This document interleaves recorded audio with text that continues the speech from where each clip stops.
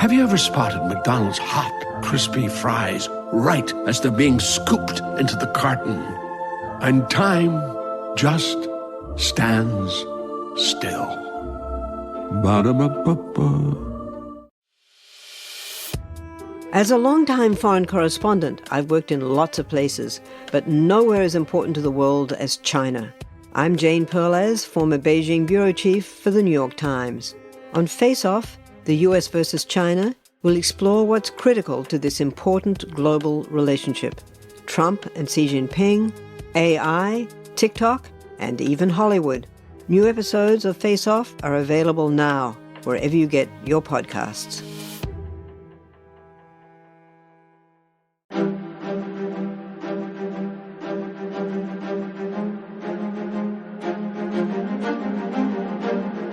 Hello, and thank you for listening to The History of World War II podcast, episode 511, FDR's Fireside Chats.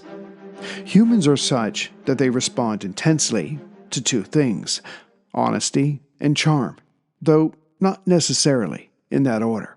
And when politics is thrown into the mix, the cynicism is increased, as it should be. But there are times when the politician's self-interest, ever self-serving, and the interest of the nation align. It's rare, but it happens. Which cynically brings to mind a quote from the actor George Burns, who said, "The most important thing is honesty. Once you can fake that, you've got it made." Cynical? Yes, but it's not wrong. Point is, every political party has its own version of the truth, and the job of their side is to get their version of the truth to the people as fast as they can, and preferably wrapped up in a very agreeable package. Now, the future president, Franklin Delano Roosevelt, learned this rule early on, and he was on track to either become president or a very powerful and influential politician in some other capacity. But then fate stepped in. In 1920, FDR was tapped to be the vice presidential running mate of James M. Cox. FDR, young, dashing, and always smiling, gave 10 speeches a day. But the Republicans still won, as the American people were not interested in joining the new League of Nations and were wary of President Woodrow Wilson's progressive ideas. So the 38-year-old former Assistant Secretary to the Navy went back to his private law practice. But first, he would take a vacation to the family's summer retreat at Campobello Island, New Brunswick. And it was there that he contracted infantile paralysis. The result? He would lose, mostly, the use of his legs. But being the glass is half full kind of guy, he exercised daily, hoping this would make a difference. It did not. But when looking for a cure, he visited Warm Springs, Georgia in 1927. The warm water felt good, but his legs refused to respond. Yet as he established the Georgia Warm Springs Foundation, he came into contact with the local poor, and his eyes were opened, more than ever before, to the plight of the non-elites. Then politics stuck its nose back into his life, and FDR would end up winning 2 terms as New York's governor. And during his second term, seeing the people of New York suffer due to the effects of the Great Depression, he moved away from his fiscal conservatism and set up agencies such as the New York State Unemployment Relief Act and the Temporary Emergency Relief Administration, which catapulted him to the White House in 1933. Making a very long story short, the elite of America, some of which FDR was related to, wanted the business of America to remain, well, their business, these owners of production, and not the government's. And they controlled most of the newspapers around the country, the main way that news got out. Now, FDR knew that no matter what he said about his upcoming programs, many truly outside the box, that his ideas would be misrepresented in the press. So, borrowing from something that he had done back as governor, fighting a Republican legislature, he had occasionally gone to WWII radio to tell the people directly what he was trying to do and why he was doing it. The people must have been okay with what they heard, as he was reelected, And then in 1932, when running for president, he won all but 6 states, as the nation was looking for leadership, and it has to be said, federal assistance. Right out of the gate, FDR went on the offensive. The sum total of all the effects of the Depression was people pulling their money out of banks, forcing them to close before they went out of business. But the president stepped in and he closed all the banks on March 6, 1933. 3 days later, he got Congress to pass the Emergency Banking Act, basically creating the federal deposit insurance for when the banks reopened. And here is a part of what he told the nearly 60 million people who listened to him, speaking to them as if he was sitting in their living room. I want to tell you what has been done in the last few days and why it was done and what the next steps are going to be. It was then that I issued the proclamation providing for the national bank holiday. And this was the first step in the government's reconstruction of our financial and economic fabric. The second step, last Thursday, was the legislation promptly and patriotically passed by the Congress, confirming my proclamation and broadening my powers so that it became possible, in view of the requirement of time, to extend the holiday and lift the ban of that holiday gradually in the days to come. This law also gave authority to develop a program of rehabilitation of our banking facilities. And I want to tell our citizens in every part of the nation that the National Congress, Republicans and Democrats alike, showed by this action a devotion to public welfare and a realization of the emergency and the necessity for speed that it is difficult to match in all our history. The third stage has been the series of regulations permitting the banks to continue their functions to take care of the distribution of food and household necessities and the payment of payroll. This bank holiday, while resulting in many cases in great inconvenience, is affording us the opportunity to supply the currency necessary to meet the situation. Remember that no sound bank is a dollar worse off than it was when it closed its doors last week. Was this fireside chat effective? According to economic historian William L. Silber, there was a remarkable turnaround in the public's confidence.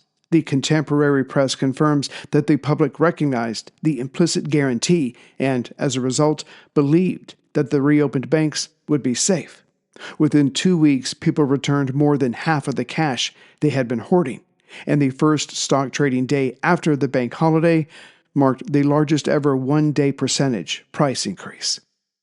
To be sure, this was one of those moments where the politicians and the people's concerns aligned. Still, it was a risk, deciding to interject the government into the economy to such a degree. And it was fought against, to be sure, by conservatives and the elite, and many of FDR's family said horrible things about him, and they would go on to say even worse. Today's episode is sponsored by Acorns.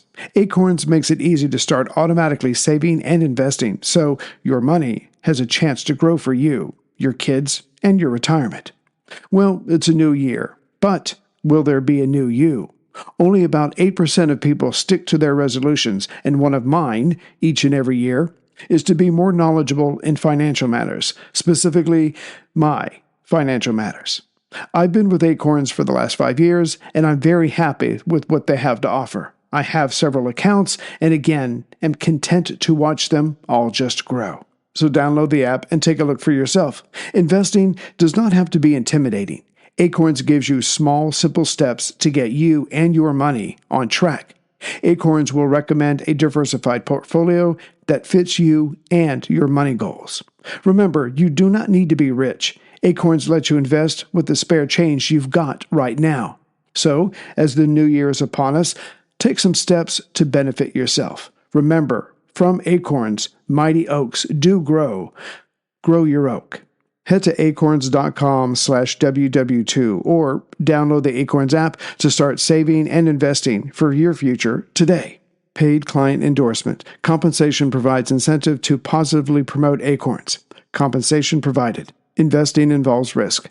Acorns Advisors, LLC, and SEC Registered Investment Advisor. View important disclosures at acorns.com/WW2. But there would be other radio addresses by FDR when the president felt it was needed. And again, this speaking directly to the people allowed Roosevelt to get out his view of what he was trying to do, to again counter the newspapers. And even today, but remember, everything comes under the umbrella of politics, one can still find right-leaning think tanks and organizations that have entire speeches, entire books of how FDR ruined the middle class. But is that true? It depends upon your point of view. But given the fact that the man was elected 4 times, it's fair to say that people preferred his way of doing things, especially in a crisis. And another crisis was coming. He would go on to chat about the New Deal program in May 1933, and then the achievements of the 73rd U.S. Congress in June 1934, and the Works Relief Program and the Social Security Act in April of 1935. And again, it has to be said, for better or worse, his actions are still being railed against today by some. But as the years went by and the country's economy slowly improved, at the very least its confidence, which is a major component of a country's economy, war clouds gathered over Europe, and Japan had been invading China since 1931. And those clouds broke on September 1st, 1939, when Nazi Germany invaded Poland, the former having a secret deal with Stalin, whose troops would come in a few weeks later. The intensity of the debate between the isolationist and the internationalist in the United States only grew, and though it's fair to say there were those in the U.S. who had no love of the Polish, the president wanted to remind them that 1. America's economy was international, and 2. Not to trust everything one heard. This morning, the United States was awakened by the voice of Prime Minister Chamberlain of England, declaring that a state of war existed between that country and Germany. So swiftly followed development after development in this history-making day. And now, ladies and gentlemen, the President of the United States. My countrymen and my friends, tonight my single duty is to speak to the whole of America. Until 4:30 o'clock this morning, I had hoped against hope that some miracle would prevent a devastating war in Europe and bring to an end the invasion of Poland by Germany. For 4 long years, a succession of actual wars and constant crises have shaken the entire world and have threatened in each case to bring on the gigantic conflict, which is today, unhappily, a fact. It is, of course, impossible to predict the future. I have my constant stream of information from American representatives and other sources throughout the world. You, the people of this country, are receiving news through your radios and your newspapers at every hour of the day. At the same time, as I told my press conference on Friday, it is of the highest importance that the press and the radio use the utmost caution to discriminate between actual, verified fact on the one hand and mere rumor on the other. I can add to that by saying that I hope the people of this country will also discriminate most carefully between news and rumor. Do not believe of necessity everything you hear or read. Check up on it first. You must master at the outset a simple but unalterable fact in modern relations between nations. When peace has been broken anywhere, the peace of all countries everywhere is in danger. I cannot prophesy the immediate economic effect of this new war on our nation, but I do say that no American has the moral right to profiteer at the expense either of his fellow citizens or of the men, the women, and the children who are living and dying in the midst of war in Europe. And at this time, let me make the simple plea that partisanship and selfishness be adjourned, and that national unity be the thought that underlies all others. Apparently, not much has changed. Of course, what was easier for many U.S. citizens to feel concerned for a whole host of reasons, were other countries like France and Britain. And just 2 weeks after Hitler invaded the West on May 10, 1940, FDR felt it was time to speak directly to the American people again. Before you listen, it's clear that the president wanted to share his point of view, not being an isolationist. Of course, the man realized this war, unlike other wars of the past, was not simply about moving a border or demanding payments from another's treasury. No, the Axis were playing for keeps, i.e. the 1,000-year Reich. Never mind that people like Joseph Kennedy had little problem with Hitler's tactics, or Charles Lindbergh's view that the U.S. stood no chance against the might of Nazi Germany and its Luftwaffe. Thus, it was better to just cut a deal. No, the president was setting a tone, a defiant tone. My friends, at this moment of sadness throughout most of the world, I want to talk with you about a number of subjects that directly affect the future of the United States. We are shocked by the almost incredible eyewitness stories that come to us, stories of what is happening at this moment to the civilian populations of Norway and Holland and Belgium and Luxembourg and France. Tonight, over the once peaceful roads of Belgium and France, millions are now moving, running from their homes to escape bombs and shells and fire and machine gunning, without shelter and almost wholly without food. They stumble on, knowing not where the end of the road will be. There are some among us who are persuaded by minority groups that we could maintain our physical safety by retiring within our continental boundaries, the Atlantic on the east, the Pacific on the west, Canada on the north, and Mexico on the south. I illustrated the futility, the impossibility of that idea in my message to the Congress last week. Obviously, a defense policy based on that is merely to invite future attack. In some quarters, with this rude awakening has come fear bordering on panic. It is said that we are defenseless. It is whispered by some that only by abandoning our freedom, our ideals, our way of life, can we build our defenses adequately, can we match the strength of the aggressors. I did not share those illusions. I do not share these fears.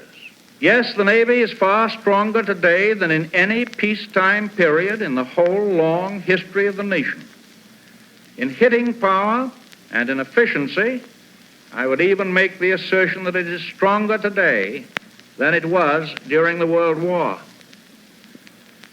The Army of the United States. In 1933, it consisted of 122,000 enlisted men. Now, in 1940, that number has been practically doubled. In 1933, there were only 24 modern infantry mortars in the entire Army.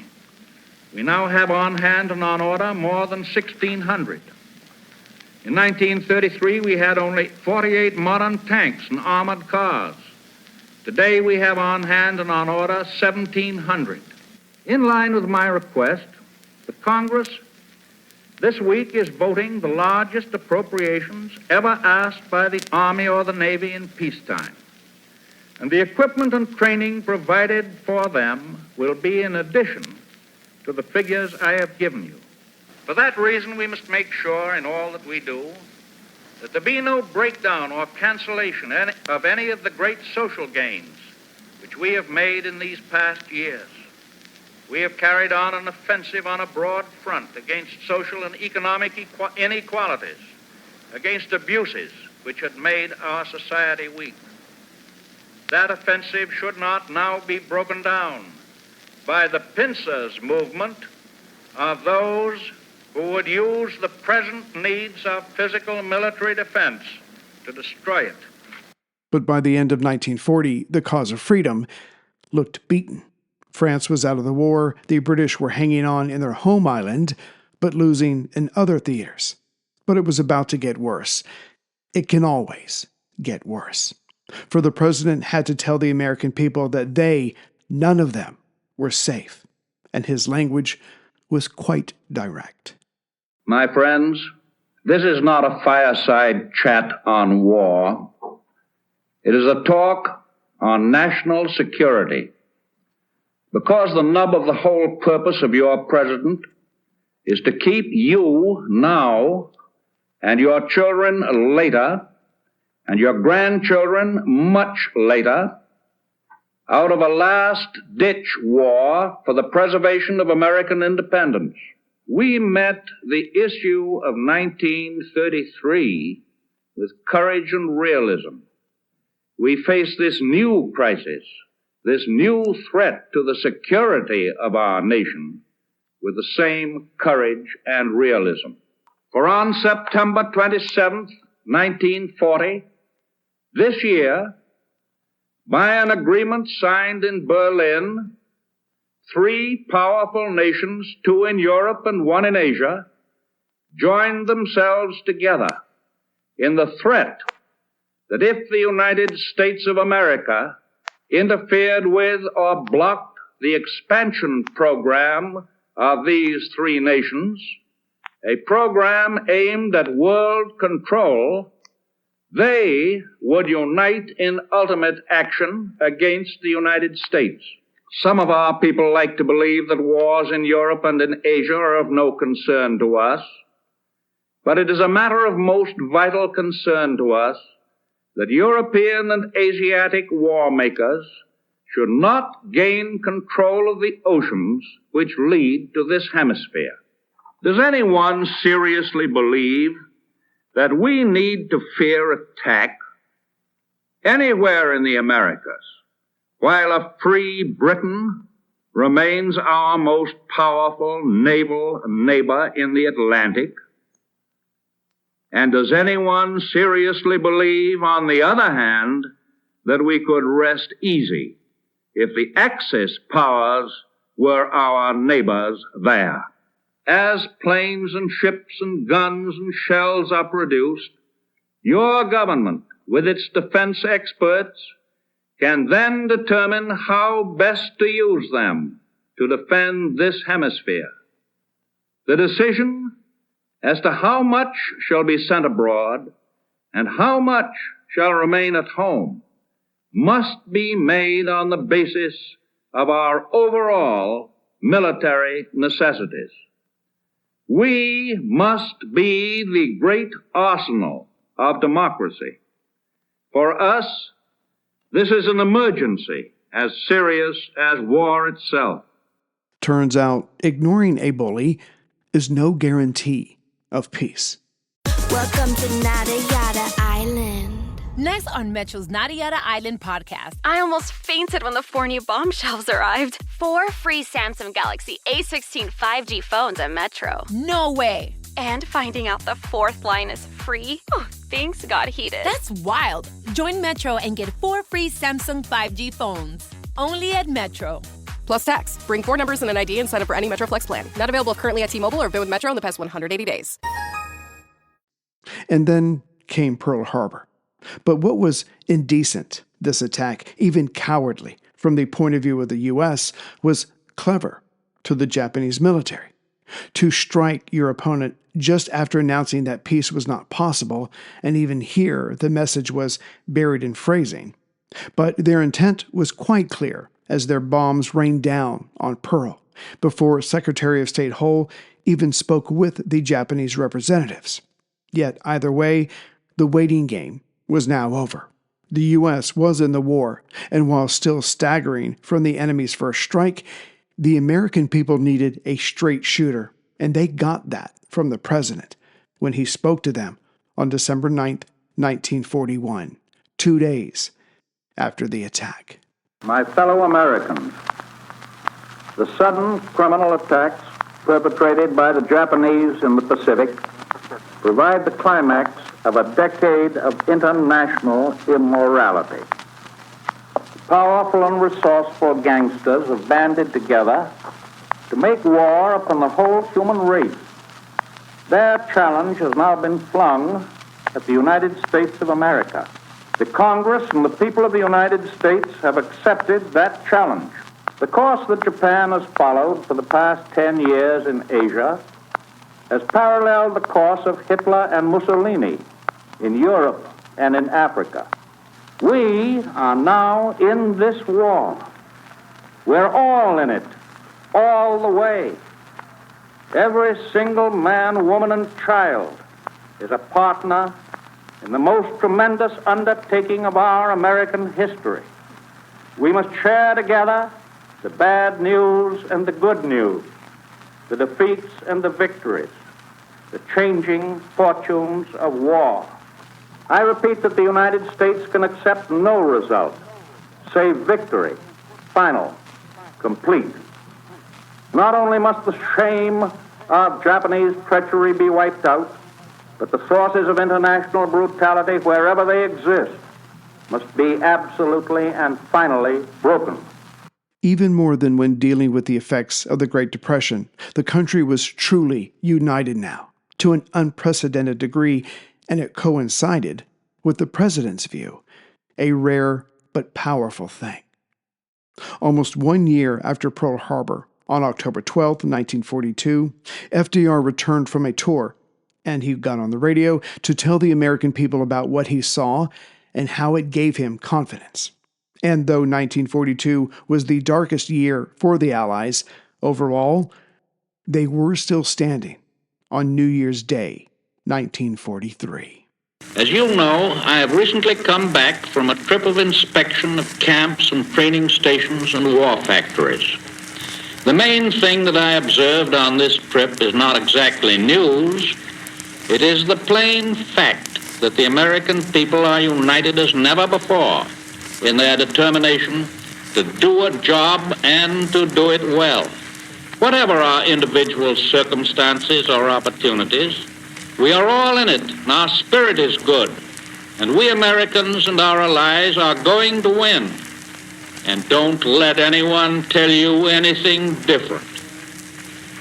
That is the main thing that I saw on my trip around the country.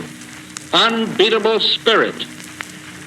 If the leaders of Germany and Japan could have come along with me and had seen what I saw, they would agree with my conclusions. Unfortunately, they were unable to make the trip with me. And that is one reason why we are carrying our war effort overseas to them. For the first time, the Nazi propaganda machine is on the defensive. They begin to apologize to their own people for the repulse of their vast forces at Stalingrad and for the enormous casualties they are suffering. They are compelled to beg their overworked people to rally their weakened production. We have made it entirely clear that the United Nations seek no mass reprisals against the populations of Germany or Italy or Japan. But the ringleaders and their brutal henchmen must be named and apprehended and tried in accordance with the judicial processes of criminal law. We have also had to face the problem of shipping. Ships in every part of the world continue to be sunk by enemy action, but the total tonnage of ships coming out of American, Canadian, and British shipyards day by day has increased so fast that we're getting ahead of our enemies in the bitter battle of transportation. In expanding our shipping, we've had to enlist many thousands of men for our merchant marine. These men are serving magnificently. They're risking their lives every hour so that guns and tanks and planes and ammunition and food may be carried to the heroic defenders of Stalingrad and to all of the United Nations forces all over the world. A few days ago, I awarded the first Maritime Distinguished Service Medal to a young man, Edward F. Cheney of Yeadon, Pennsylvania, who had shown great gallantry in rescuing his comrades from the oily waters of the sea after their ship had been torpedoed. There will be many more such acts of bravery. As I told the 3 Press Association representatives who accompanied me, I was impressed by the large proportion of women employed, doing skilled manual labor, running machines. As time goes on and many more of our men enter the armed forces, this proportion of women will increase. Within less than a year from now, I think, there will probably be as many women as men working in our war production plants. I had some enlightening experiences relating to the old saying of us men that curiosity, inquisitiveness, is stronger among women. I noticed frequently that when we drove unannounced down the middle aisle of a great plant full of workers and machines, the first people to look up from their work were the men and not the women. It was chiefly the men who were arguing as to whether that fellow in the straw hat was really the president or not. In some communities, employers dislike to employ women. In others, they are reluctant to hire Negroes. In still others, older men are not wanted. We can no longer afford to indulge such prejudices or practices. Today, the sons of the New World are fighting in lands far distant from their own America. They are fighting to save for all mankind, including ourselves, the principles which have flourished in this new world of freedom. We are mindful of the countless millions of people whose future liberty and whose very lives depend upon permanent victory for the United Nations. As if proving this, just 8 months later, the president was able to comment on the fall of Mussolini on July 28, 1943. My fellow Americans, over a year and a half ago, I said this to the Congress. The militarists in Berlin and Rome and Tokyo started this war, but the massed, angered forces of common humanity will finish it. Today, that prophecy is in the process of being fulfilled. The massed, angered forces of common humanity are on the march. They're going forward on the Russian front, in the vast Pacific area, and into Europe, converging upon their ultimate objectives, Berlin and Tokyo. I think the first crack in the axis has come. The criminal, corrupt, fascist regime in Italy is going to pieces. Hitler refused to send sufficient help to save Mussolini. In fact, Hitler's troops in Sicily stole the Italians' motor equipment, leaving Italian soldiers so stranded that they had no choice but to surrender. And so Mussolini came to the reluctant conclusion that the jig was up. He could see the shadow of the long arm of justice. We will have no truck with fascism in any way, in any shape or manner. We will permit no vestige of fascism to remain. You have heard some people say that the British and the Americans can never get along well together. You've heard some people say that the Army and the Navy and the Air Forces can never get along well together. that real cooperation between them is impossible. Tunisia and Sicily have given the lie, once and for all, to these narrow-minded prejudices. The dauntless fighting of the British people in this war has been expressed in the historic words and deeds of Winston Churchill, and the world knows how the American people feel about him. Ahead of us are much bigger fights. We and our allies will go into them as we went into Sicily, together, and we shall carry on together. The world has never seen greater devotion, determination, and self-sacrifice than have been displayed by the Russian people and their armies under the leadership of Marshal Joseph Stalin. With a nation which, in saving itself, is thereby helping to save all the world from the Nazi menace. This country of ours should always be glad to be a good neighbor and a sincere friend in the world of the future. We shall not settle for less than total victory. That is the determination of every American on the fighting fronts. That must be and will be the determination of every American here at home. And as 1943 was coming to a close, the president wanted to bring the citizens up to date on his conferences in Cairo and Tehran. My friends, I have recently returned from extensive journeyings in the region of the Mediterranean and as far as the borders of Russia. I have conferred with the leaders of Britain and Russia and China on military matters of the present, especially on plans for stepping up our successful attack on our enemies as quickly as possible and from many different points of the compass. On this Christmas Eve, there are over 10 million men in the armed forces of the United States alone.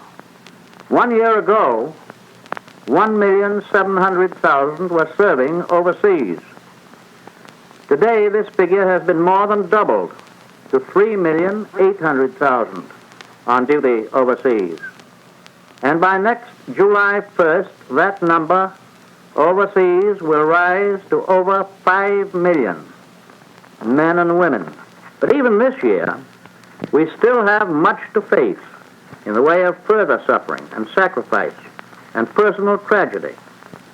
Our men who have been through the fierce battles in the Solomons and the Gilberts and Tunisia and Italy know from their own experience and knowledge of modern war that many bigger and costlier battles are still to be fought. The Cairo and Tehran conferences, however, gave me my first opportunity to meet the Generalissimo, Chiang Kai-shek, and Marshal Stalin, and to sit down at the table with these unconquerable men and talk with them face to face. We had planned to talk to each other across the table at Cairo and Tehran, but we soon found that we were all on the same side of the table. We came to the conferences with faith in each other, but we needed the personal contact. And now we have supplemented faith with definite knowledge. Essential to all peace and security in the Pacific and in the rest of the world is the permanent elimination of the Empire of Japan as a potential force of aggression. Never again must our soldiers and sailors and Marines and other soldiers and sailors and Marines be compelled to fight from island to island as they are fighting so gallantly and so successfully today. Following out the military decisions at Cairo, General Marshall has just flown around the world and has had conferences with General MacArthur and Admiral Nimitz, conferences which will spell plenty of bad news for the Japs in the not too far distant future. The Russian army will continue its stern offensives on Germany's eastern front. The Allied armies in Italy and Africa will bring relentless pressure on Germany from the south.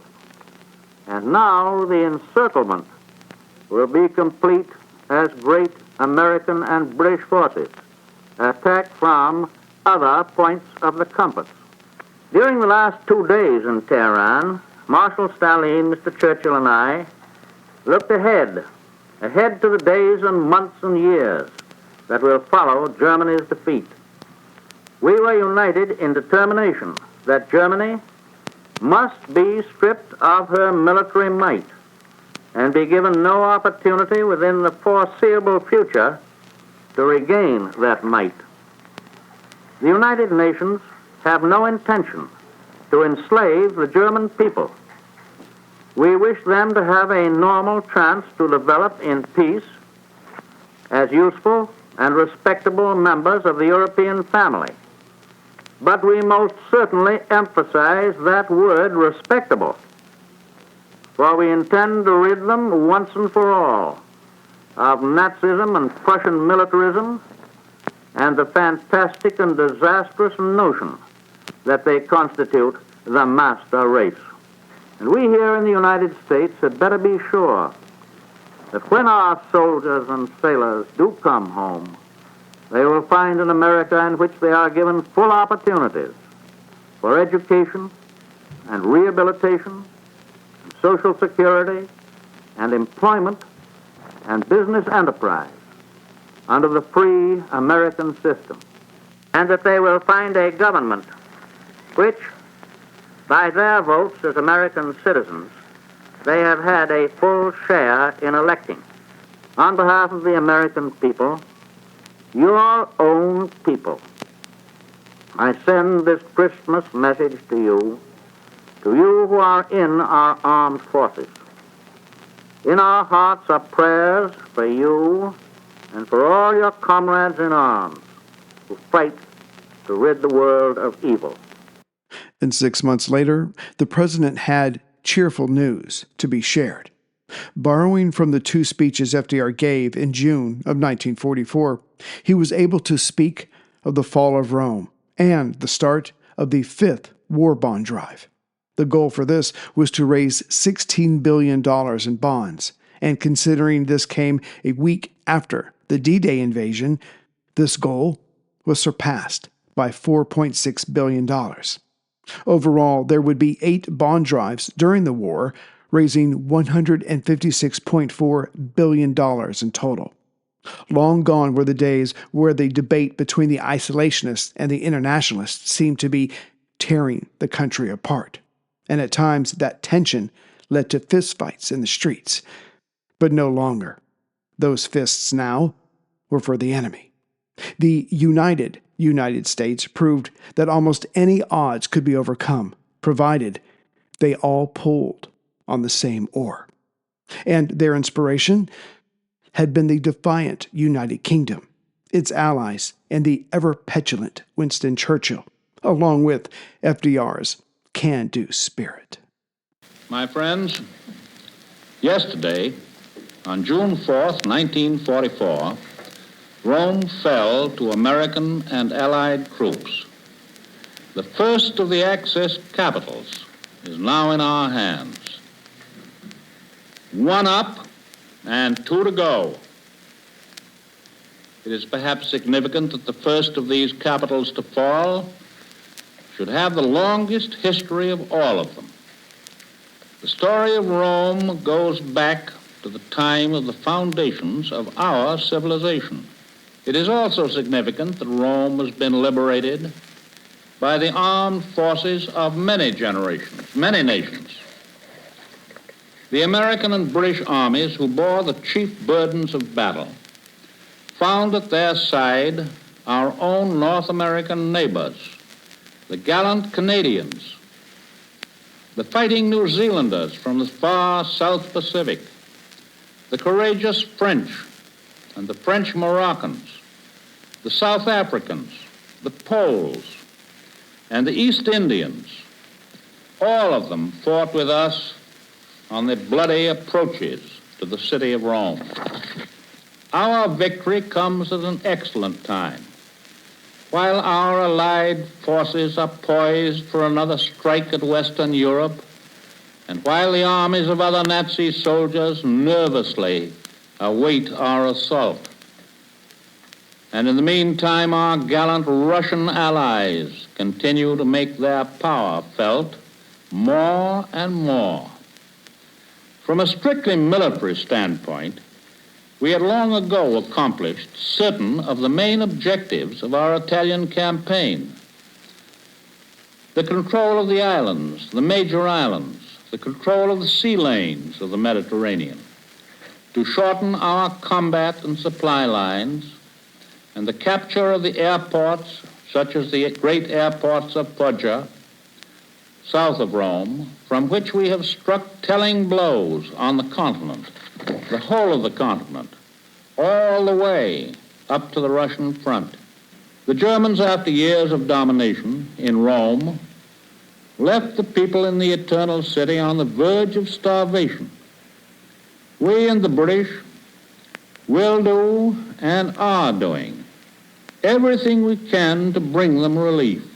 Ladies and gentlemen, all our fighting men overseas today have their appointed stations on the far-flung battlefronts of the world.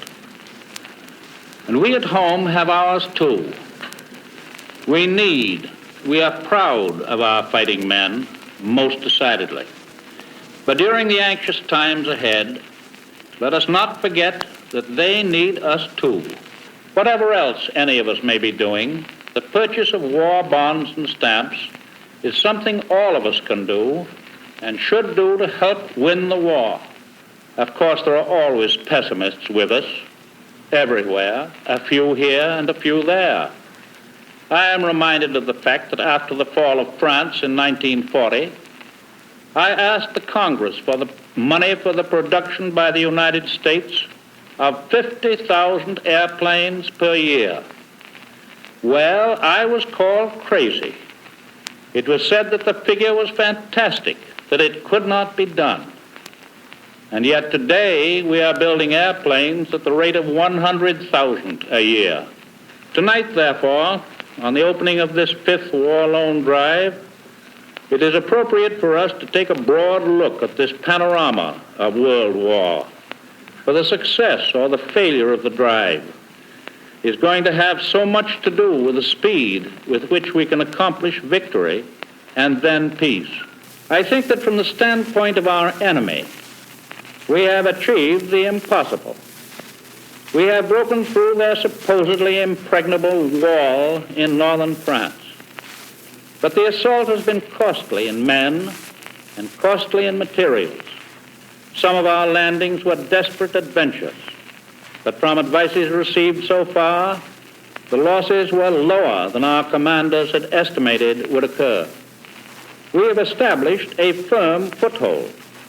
We are now prepared to meet the inevitable counterattacks of the Germans with power and with confidence. And we all pray that we will have far more soon than a firm foothold. I urge all Americans to buy war bonds without stint. Swell the mighty chorus to bring us nearer to victory. And it would be the fifth war loan drive that would be FDR's last fireside chat. After that, for many reasons, victory was just a matter of when. Thus, speaking to the people on a Sunday night was not needed. After all, with the war winding down, it was time to think of tomorrow and how to avoid the next World War. Postscript. Although the fireside chats are often thought of as having been a weekly event, Roosevelt, in fact, delivered just 31 addresses during his 4,422-day presidency. He resisted those who encouraged him to speak on the radio more frequently, as shown in his response to Russell Leffingwell after the address of February 23, 1942. The following statement by FDR was probably delivered with just the smallest smile on the edge of his lips. The one thing I dread is that my talks should be so frequent as to lose their effectiveness. Every time I talk over the air, it means 4 or 5 days of long overtime work in the preparation of what I say. Actually, I cannot afford to take this time away from more vital things. I think we must avoid too much personal leadership. My good friend Winston Churchill has suffered a little from this. Greetings, everyone, from Central Virginia. So, I just wanted to do that stand-alone episode. I've been thinking about that for a while, and I just thought this would be a good place. Again, we're going to stick with Army Group South and see what they do in 1942, and we'll touch on the other two Army groups as well, and we'll go from there. So anyways, I'd like to welcome aboard the latest member, Catherine S. from Allentown, Pennsylvania. Go Eagles. I probably just pissed off a lot of people with that. And as far as donations, I would like to thank Anthony Apfelbeck, who insisted, nay, demanded that I spend his donation on whiskey and cigars. If you say so, boss, that's what I'll do. And I'd also like to thank Michael Toy for his donation. Thank you very much, Michael. And lastly, Mike McCormick, who had the temerity, the gall, oh my goodness, to criticize my pronunciation of Russian names. How dare you, sir? I will see you at dawn. No, Mike, look, I can barely talk at all, much less actually get it right. So that's on me. And maybe the Russians shouldn't have complicated names. Have you ever thought about, talking to them? Probably not. Anyway, so I will see you hopefully in the next couple of days. Yes, it will be Valentine's, but I'm sure my wife will understand. Anyways, so I'll put the next episode out as soon as I can. As always, take care, everyone.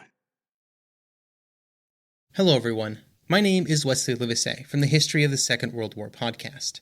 Join me on a journey through the most destructive conflict in human history. A journey that will take us not just through the famous campaigns and cataclysmic battles, but also to the lesser well-known corners of the war that touched millions all over the world, as we try and answer not just the questions of what and where, but how and why. You can find History of the Second World War on all major podcast platforms or at historyofthesecondworldwar.com. I'm Dr. Samuel Hume, and I'm here to tell you about my new podcast, Winds of Change. Winds of Change is the story of how the sun set on the British Empire. This first season is on British India, and in these weekly episodes, we'll cover the whole history, through to the final days of the Raj in 1947. If you love learning about the past and discovering why the world is the way it is, then listen to Winds of Change. You can listen to Winds of Change on Apple Podcasts, Spotify, and everywhere you find great podcasts.